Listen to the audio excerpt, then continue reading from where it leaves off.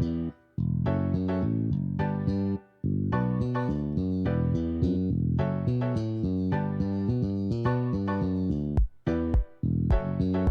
to the Story of the Week podcast. This is the supplemental podcast that goes along with the other supplemental podcasts for the weekday morning newscast we call Things You Might Have Heard, produced by The Conversation Project and all a part of the More Better Media umbrella.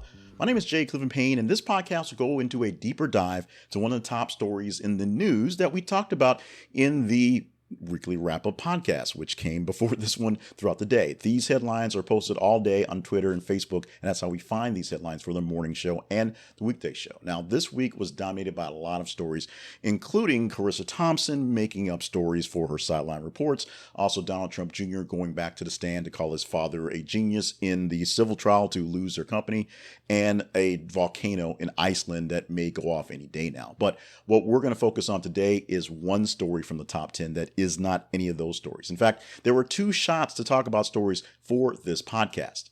Of this week's top 10 stories, the number 6 story of the week about the Marvels, a new movie from Marvel Studios about the Marvels, the Levy and Marvels altogether, being one of the worst openings ever in the MCU. And that was a story, or at least a discussion, we're going to talk about the MCU and the Marvel Cinematic Universe and how movies are getting tired and old and how that formula is tired and old. Plus, there's a lot of hate for the stars of the movie. But we're going to focus today on the story that came out number 9 all week from your response. The headline for that story reads, best-selling spiritual author Marianne Williamson presses on with Against the Odds presidential run. What we're going to focus on in this week's podcast is Marianne Williamson, a big part of her, plus the other folks who are running against that guy for the Democratic part, plus all the folks running against that guy for the Republican part, and the two guys, and there's some other ones that may be in the mix, that are running against them both as independents, who none of them have a chance. So essentially it is, as I've been saying for weeks, Trump versus Biden 2, Electric Boogaloo. So we'll talk about all the people who are trying to run to take those spots, who don't have a real chance of taking the spots as it is. And you can discuss those with us in the comments for the podcast. Now, you can find out more about what we do all week long by going to our website. This is theconversationproject.com. As I've said before, we have a daily podcast or weekday podcast that gives you news stories for the day. We have a weekend podcast that gives you the best wrapped up of the week.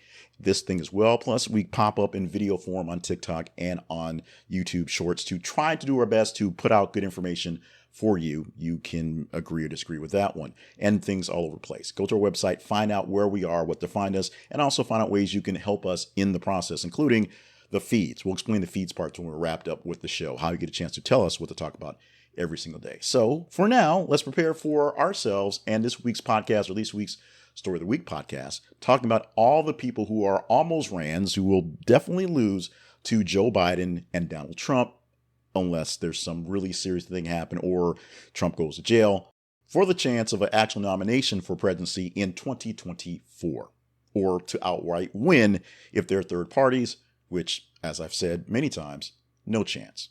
Let's get into the story of the week now.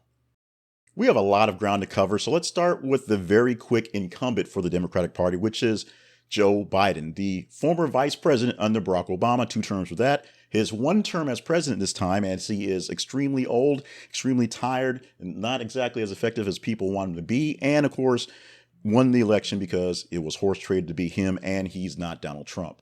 All that being said, the reasons for not voting for Joe Biden are actually not very many, other than the fact that Joe Biden was pretty much no one's real first choice, and Joe Biden is really seeming really old and maybe not quite in his touch as he should be. The fact of the matter is he's not doing such a bad job. And by not doing such a bad job, that means he's not doing a terrible job. Things are going fairly smooth. America is making progress, if you will, mending some bad relationships we had with that other guy and trying to go forward. Now, there are other issues going on with, of course, China is still an issue, and Russia's, that war they're having with Ukraine's an issue, and the new war we have, call it a war, call it a conflict, with the Israelites and the Gazians. Not said grammatically correct, but you know what I'm getting at. A lot of things popping up that aren't in Mr. Biden's control, but is still his problem, something that we all understand. And he's not quite handling it the way a lot of people want him to do this, because it seems like young people don't believe in Israel like we did back in our day, back like our forefathers told us to. And the independent thought is turning to, in some cases, not much thought at all, and just believing that freedom and peace should be always, always, even if the aggressors are hiding behind the lessers in these places. So with that being said, let's talk about first the Democrat that was running against Joe Biden, who is now a third-party person. So we'll get back to him in full a bit later. But that being Robert F. Kennedy Jr. Now, I've been on the record saying that Robert F. Kennedy Jr. and Marianne Williamson, I both believe, are crazy people. I would rather vote for either of them than Joe Biden. And I still believe that, although obviously, if given the chance, it's probably going to be Joe Biden to vote for. But here's where we get to the part about Robert Kennedy Jr. before we get to him as an actual candidate. Robert Kennedy Jr. has a background of being, one, a Kennedy, two, being a bit off-centered, so the Kennedy family tends to push back from him. Three, being married to Cheryl Hines, so there's some pluses right there. And four, actually being a viable candidate, because a lot of people seem to like him. In fact, a lot of people who would like Trump seem to like him better. So that's sort of the issue of him being on this third-party ticket now, supposedly running as a third-party person, because he may take away more votes from Trump than Biden in the full election. We'll get to his actual viability when we go to the third-party folks in a moment. But right now, let's go back to Marianne Williamson, who's been on the campaign trail since, of course, 2020, when she ran with a big batch of folks who were on the Democratic stage to try to get this shot that eventually went to Joe Biden. Marianne Williamson did not have a chance then, and she doesn't really have a chance now, but she has less of a chance because she's not getting any play, any publicity whatsoever in the mainstream media. Early on, she got a little bit of some headway because she was running and she thought that she could change the world. She could be the next person.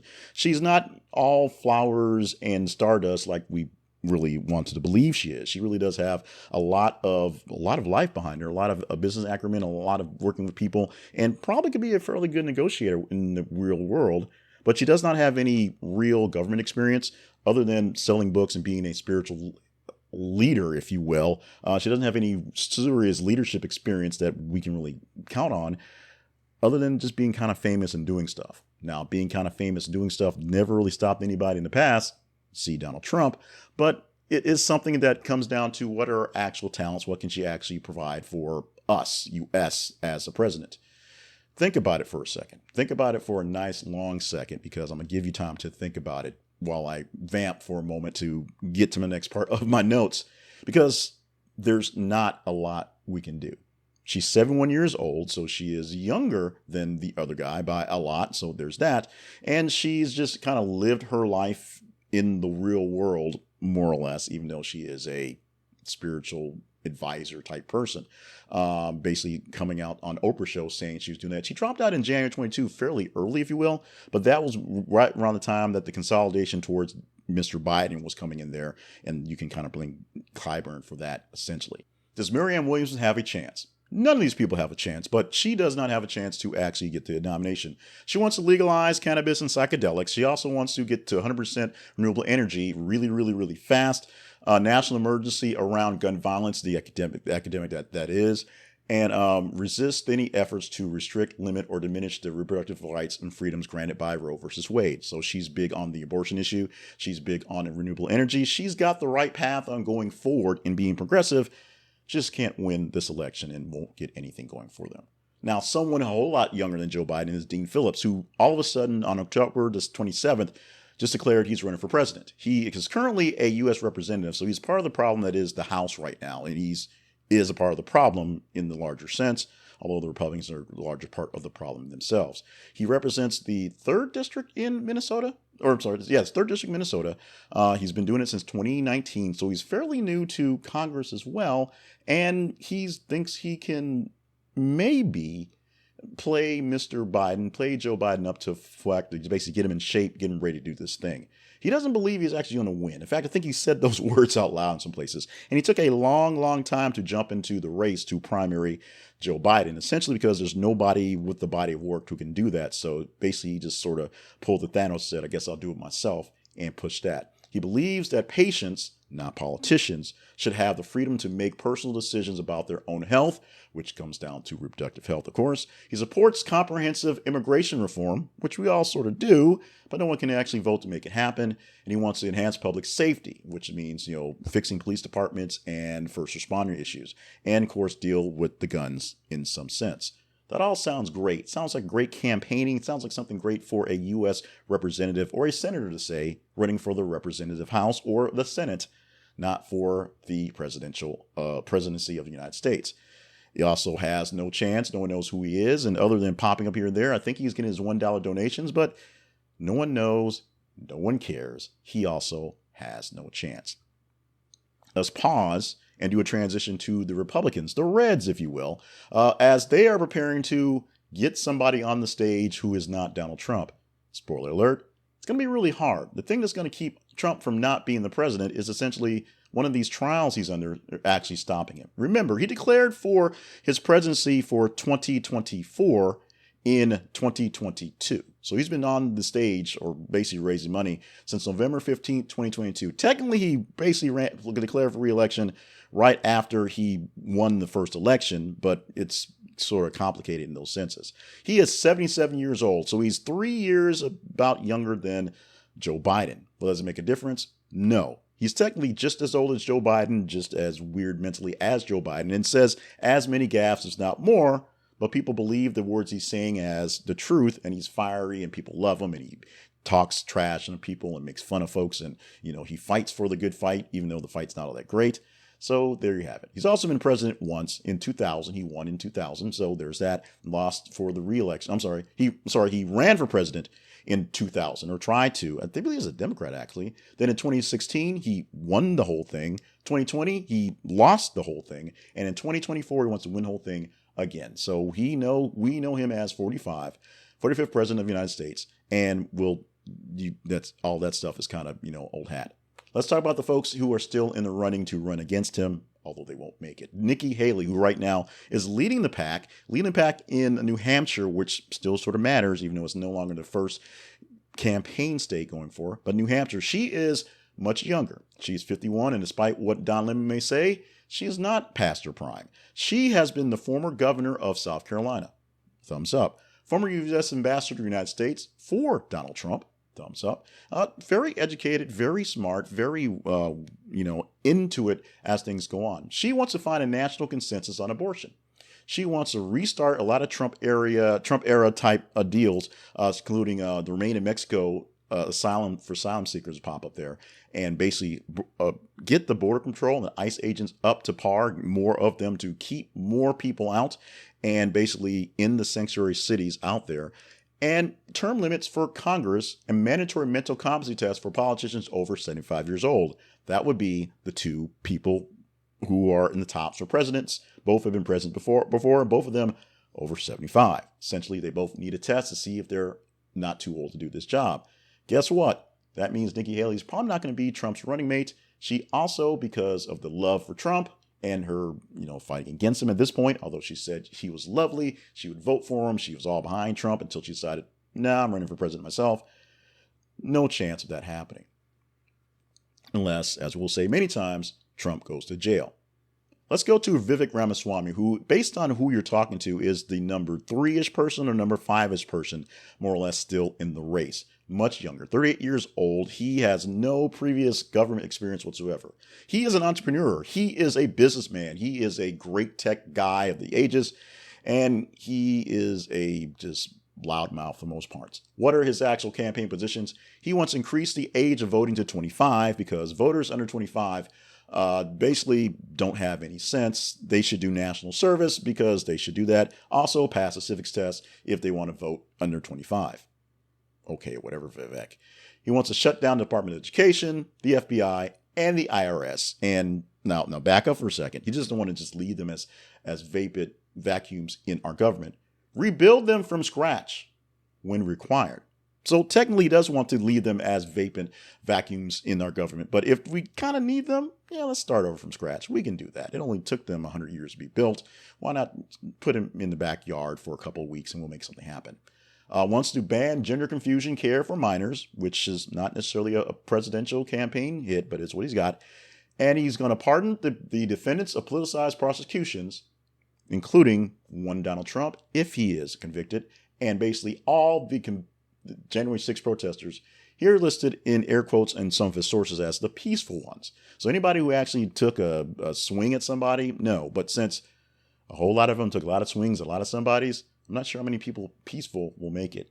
Vivek Ramaswamy was essentially running as the Trump light or the Trump acolyte, and essentially running for the vice presidency job. Right now, he's losing some bits and pieces, so he's not so much in the top parts, but he's showing his colors, showing his inability, and people who are going to vote for Trump regardless are finding out that a vote for Vivek Ramaswamy is not a de facto vote for a Trump-like person, just a person who's running his mouth. He's showing his colors and showing that he may not be all he's up to being very quickly. As we said, no chance. Chris Christie is still in the race. Somehow, some way, he's in the race at 61 years old. The former governor of New Jersey, and yes, former advisor to President Trump. Helped him get his campaign off the ground last time, or I guess the first time. Helped him get through the debate process in the first time. Helped him try to get into office and make things work out as his transition team. Thought he was going to get some sort of something, a cabinet position or some sort of respect. Got none of that. Decided then was a time to call Trump a liar and just a horrible person. Has been doing that for quite some time. It was a big chunk of why he was not elected in 2020. We'll say that. Now he's trying to fight for a chance to not get him elected for 2024 as a heads-up competitor. Right now, his poll numbers are very, very low, but he's still in the race. That is there. He does not support a national abortion ban, but he's saying each state should basically figure it out on their own. That's a kind of a safe way to go with that one. Supports aid to both Ukraine and to Israel, but there should be some sort of oversight, some sort of looking into how things are going, how the money's being spent. Yes, that's pretty good. He wants to level the playing field with China, essentially saying that we can do this, we can play with China, but we have to do it with respect and definitely tell them off when they're stepping the boundaries. He wants to pass a bill to create a federal tax credits encouraging educational choice for parents. Essentially, the whole voucher thing on a local scale, on a national scale. He wants to fix Social Security, not kill it, not try to cure it magically, but he's going to find some way to put a fix into an overhaul for Social Security. The biggest reason why Chris Christie is making waves is because he's one of the people who is outly saying, in real words, Donald Trump's not a great guy. We shouldn't be going for him, which is good. He still has very low numbers, mostly because the people that he's fighting against are people who hate him because he seems to hate Trump. And people don't really like him. It's part of the problem. There you go.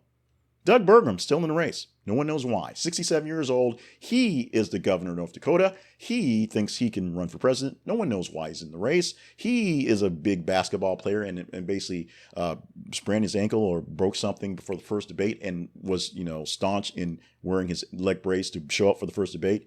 I think he's going to be in the third debate. He was in the second one. He didn't really say much to any note. No reason really going through his actual things because he's not going to make it anyway. Folks who aren't going to make it, who have dropped out and given up. Asa Hutchinson, in some cases, still listed as being in the race, although he did suspend his campaign, one of the first to suspend his campaign. He's the former governor of my state where I live in Arkansas right now, and I actually like Asa Hutchinson.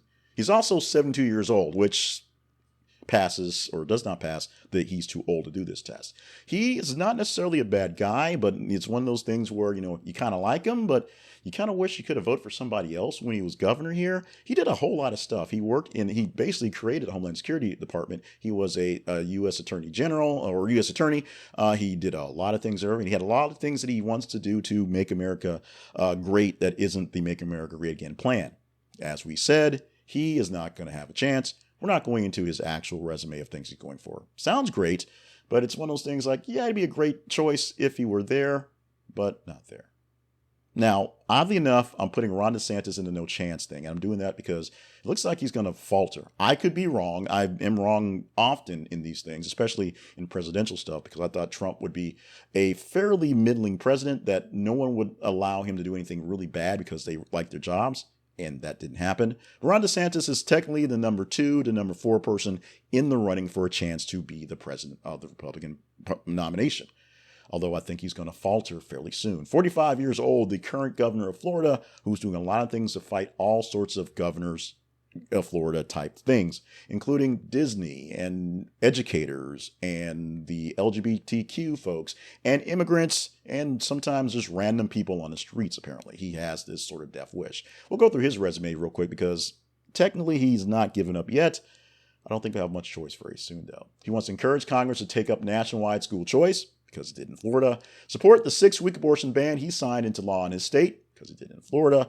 Also has not taken a position on whether the U.S. should send more military assistance or weapons to Ukraine, or Israel for that matter, and declare a national emergency to mobilize more resources to the southern border and construct the border wall. He wants to actually build a wall that President Trump basically touted that what he did, but Trump didn't do that. As I said, Governor Christie has local problems. He has national problems. Oddly enough, he has pretty bad money problems. The donors who jumped in early on DeSantis as their new Trump acolyte are finding out DeSantis is awkward. He's bad at debates. No one really likes him. And he's probably not going to get a chance to win when he's battling against Donald Trump. And there's no way he's going to be in number 2. So the money thrown at him is pulling away. With that said, he's still in the race technically. I should not put him as someone who has no chance, who's not going to make it, but he's still in the race. So there's that. Now, here are some folks that really, really are out completely, and they've made some sort of a stink or I shouldn't say stink. They've made some sort of a ripple in the universe in their running, but it's all done. Tim Scott is done. His campaign is suspended. He was going to be, if he won, the second black president, first black Republican president, and just that guy. Although all sorts of things turned up behind him, seeming like the nice guy with the great story, playing the Obama card more than you would think he would be doing, but essentially using that story to propel him to be the guy you want to represent us. And then people were like, no, we really kind of want Trump to represent us. Had no real chance. 58 years old, so much younger. There you are. And of course, now we know who his girlfriend is, and we'll see if that thing actually still lasts or was real. Did I say that? Did I say that out loud? Apparently I did. The former vice president of the United States, vice president number 48, because we're bad at math, is Mike Pence. He's still that. He was also still the governor of Indiana. That's still listed. That's still valid. He will not be your next president of the United States because nobody likes Mike Pence either. 64 years old, so younger than the former president, but still the vanilla Mike Pence that he was. Essentially, every bash that he had against him while he was vice president is the same bash against him for running for president, especially since he's running against a guy who bashed him while he was vice president. Literally bashed him while he worked for him. Mike Pence, no chance because he's dropped out of the race. Also dropping out of the race, Larry Elder. Larry Elder, who is also 71 years old, which that part I'm not really faulting him against. But his actual background, his actual resume, is that being a conservative talk show host for like 40, 50 years, which isn't necessarily a bad thing. He's also run for governor unsuccessfully. He's also run for other offices unsuccessfully because the radio gig has been so great to him, and using that as a platform to go national has been what it is.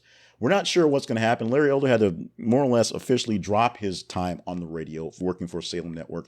I'm not sure if he's gone back to radio or what's happening here. He's still technically kind of floating around. I think his campaign is technically suspended, so he has whatever money he raised to keep on spending. But I don't think he raised very much money. In fact, many people did not know he was in the race beyond the publicity stunt sort of life of his name being out there, and just some people just floating around. Not having the Tim Scott story to play up, he is essentially the Herman Cain of this generation. Herman Cain came out like a wildfire because people loved him, loved what he said, and he was a businessman who helped save Godfather's Pizza, which doesn't exist anymore, I don't think. But Larry Elder is just a radio guy, and I hate to say that because technically I'm just a radio guy, and it would have been great to see him get more pull and pull more of those things. In fact, he's a person I looked up to in the business because he is a black host doing conservative radio in Los Angeles. The problem is there's no way I can get away with the words that he would say on the radio and have a good conscience because I don't believe them. I'm sure he does believe them, but he's also rich enough he can believe those words that he says. There's also a guy named Perry Johnson. Don't know who he is. We're just going to keep on going, but he's suspended his campaign. I got really excited about Will Hurd when he dropped into the campaign, but knew he was dropping out pretty quickly. Right now, he's basically backing the candidacy of Nikki Haley going forward. But Will Hurd is a guy that I really do represent. He also is black. He's a mixed race person, which, he's black, so he's all of that one. Former FBI agent, former CIA agent, former undercover agent, and former representative for Texas. He's a guy that when he says things, I like to listen to him. And as a Republican, he actually says things that sort of make sense. didn't have a real chance because the money and the time and the Donald Trump stuff. And Francis Suarez, who actually still is the mayor of Miami, and he's having some issues because he's got to pay Miami back some stuff, popped into the race for some weird reason, and he also is out as well. Let's not go into his resume, not because it's a bad thing, but he's got to deal with Florida, Miami, and just what's going to be next for him there. Looks like he was just basically pining for a cabinet seat. So essentially he wanted to get his profile out there for any of these other folks who were going to actually win. The problem is it's going to be Donald Trump, and he's not going to care for Suarez. It is what it is. Now, let's talk about some third-party people. Starting off first with activist. That's what he's listed as a job description. Activist Robert F. Kennedy Jr., if you want to put some respect on his name. He is 69 years old, so he's just as old as those other guys. That's kind of an issue. Well, not quite. He's getting there because Marianne Williamson is actually 2 years older than him, but he's getting up there kind of too old for this job thing. But he is the son of Robert F. Kennedy Jr., of course, the nephew of John F. Kennedy. He is an environmental lawyer and has been that all his life, and an author. He's written lots of books and done lots of cases dealing with the environment. He is the guy that you want to talk about contrails and COVID vaccines and how they're all bad, because that's pretty much the side he falls on. Along that, he also wants to dismantle the censorship of the industrial complex, which basically say big tech is censoring. So essentially all the big conglomerate corporations who are running the show in reality, if you believe that, he wants to basically tear down that wall and make that more visible that it's there. Transform police, reform them, not so much abolish or defund, but make them better. Drop the level of chronic disease in our children. All good things, yes. And a national reconciliation, essentially taking a racial healing into the nation so we all get better. Good luck with that one, Robert F. Kennedy Jr. He is now running as an independent, and whether someone will actually pull him into his party, we will see. He was for a while running to primary Joe Biden. He decided not to do that. He's not, as far as I can tell, attached to any other party, but we'll see what happens and if he can get on the ballots and if he takes any votes away from either Joe Biden or Donald Trump, because the big scary thing about his candidacy is now that he's not trying to primary Joe Biden, he can directly take votes away from Donald Trump. That may be the spoiler on that end. Professor, historian, and political activist Cornel West. Now I want to start off by saying I want to put some respect towards Cornel West because I respect him as a person and what he does. I disagree with probably 65% of everything he says, but I respect him for what he does and his long standing in the fight. So there's that. I'm not going to go through all the listings of his actual campaign positions because they all are kind of crazy in my mind. There's no way I'm going for them. Not necessarily all crazy. I mean, he wants to get paid family leave and put a wealth tax on billionaires and things like that. That makes sense, except they're never going to happen. But the 70-year-old is also in that range of kind of too old to be doing this thing. And he's running as a independent. I don't think anyone has attached to him to anything as well. He may turn into a Green Party person, who knows? But him running as independent will, of course, again, take away votes from the super liberal folks who would vote Democratic. That would be votes from Joe Biden, essentially. But how many names can he pull? How many votes can he pull from people? And how many names can he get onto the state's ballots, that being Cornel West as it is? Don't know. Do care because I'm a political junkie, so I care about all these people who are giving it a shot that have no shot. But in the meantime, who has a real chance? Not Cornel West. Not going to be our next black president. Not going to be our next president at all. We move on to Jill Stein, and I messed up and said that the Green Party may attach itself to JFK. I'm not sure what party may attach to, but the Green Party has attached himself to Jill Stein again, who's running, this may be third, fourth, I'm not looking at the full notes there, but she is 73 years old.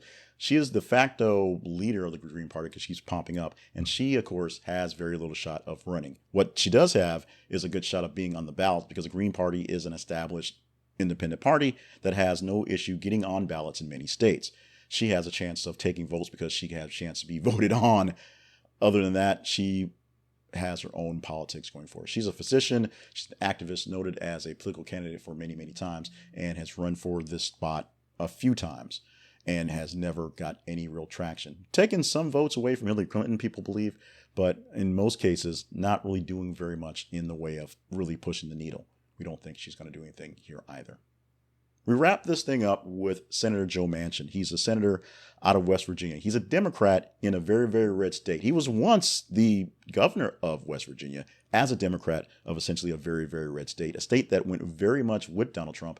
But as time goes on, the fact that he kind of plays like, I'm blue, but I'm really about you guys here, that line isn't playing so great in West Virginia. So he didn't see a chance of winning his seat in the Senate. So he has essentially said he's not running for Senate. He's been playing around a lot with the No Labels party. The No Labels is a new party that's trying to get us established as a fact that they want to put up an alternative to the Trump-Biden essential White House run, Trump-Biden 2 electric boogaloo, as I've said before.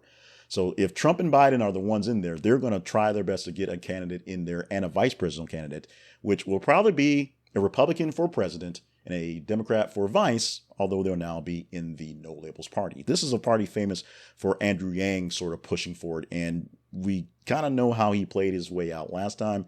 You may agree with the sort of, frat boyishness of his actual campaign, but the actual ability to actually run something, maybe a business, yes, but the government, he's, in my opinion, very much my words, into it for some sort of pub, and not even in for a cabinet position, because I don't think he really wants that. He just wants to be seen as a kingmaker, and we'll see how this plays out. We'll see if Joe Manchin plays himself out as a presidential candidate, because he says he does not want to hurt Joe Biden. He wants to beat Donald Trump, and if Joe Biden is the man, then he doesn't want to take away from him. But if Joe Biden is not the man, or cannot be the man, he is kind of willing to step up and see what happens. That's what he said. We'll see how this all actually plays out going forth. So, to sum it up, people who have a chance to beat Joe Biden and Donald Trump, none of these people. Caveat: Joe Biden can choose to not run, or something can happen to him that he decides it's not a great thing for him to do. So someone can step up. And right now, the people in line are Marianne Williamson and Dean Phillips. We'll see if they can step in on these cases, or if somebody else is pushed in to make this work out. For Trump, if he goes to jail, then obviously he can't be president. Well, maybe that's not so obvious, but it should be obvious he can't be president. However, if he doesn't go to jail, he gets past whatever, or all these cases are pushed back far enough that he gets to be the president and then can make those goes away, that's great for him. However, if something happens and someone needs to step in, right now, the big three folks who are basically in line are Nikki Haley, Ron DeSantis, in some semblance of order, although I think DeSantis is going to burn out fairly soon, that's my opinion, and Vivek Ramaswamy, who I'm not sure why anyone would vote for him, but essentially he would take the crown of crazy from Donald Trump. Chris Christie, if he stays in the race, may have a chance, but as we said, nobody actually wants to vote for Chris Christie either. Robert F. Kennedy has a shot of taking away lots of votes from a lot of people, and he may be the kingmaker, but not for himself. No one else in the third party or any of these people who dropped out, who want to throw their weight behind someone, has a real shot of making things happen. Now, those are my predictions. I'm Jay Clifton Payne, and that's what I have to say. And what do I really have to say? Does it really matter? Not particularly. Not all that much. But I have my opinion, and you have yours. So we want to hear your opinion. Make sure you email the replies back to wherever you found this podcast, whether it was on the YouTube video, whether you found it listening through your podcatcher. If you can't respond back to where you found it, then just email me at theconversationinbox@gmail.com and let me know what you think about this. Put in the subject line, the presidents or presidential candidates or Trump versus Biden 2 electric boogaloo, and just let me have it, and we'll have a discussion. We'll bring it out as well. We'll do what we can to put some of the comments into video form in our short form videos throughout the week that we have on the Conversation Project. With that, we're wrapping up this show for this week. To be a part of the show, any of our shows, you just simply have to go to our feeds on Facebook and Twitter. Facebook.com/ThisIsAConversationProject and Twitter.com/th_conversation. Engage in the stories we post every 50 minutes or so, and you let us know what we talk about. We take your engagement, and the higher score helps us pick out the stories to talk about for the daily thing, which is things you might have heard, the weekly thing, the weekly wrap-up, and this thing here, the story of the week.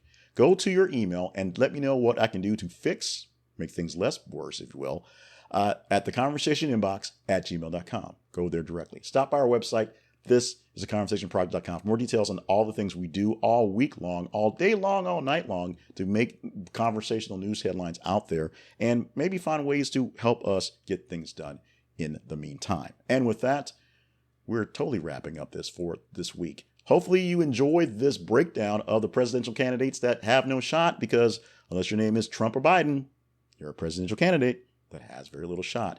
If you enjoyed this story or thought I should have talked more about the other one, maybe this was the day to really get into the marvels. Let me know in the email comments, and just make sure you let me know how things are going along the lines. What story will we pick next week of the top 10 to be the story of the week? You have 7 days to find out. Thank you so much for being a part of the family at the Conversation Project. From me and the full More Bitter Media umbrella, I'm Jay Clifton Payne. We'll do this again next week.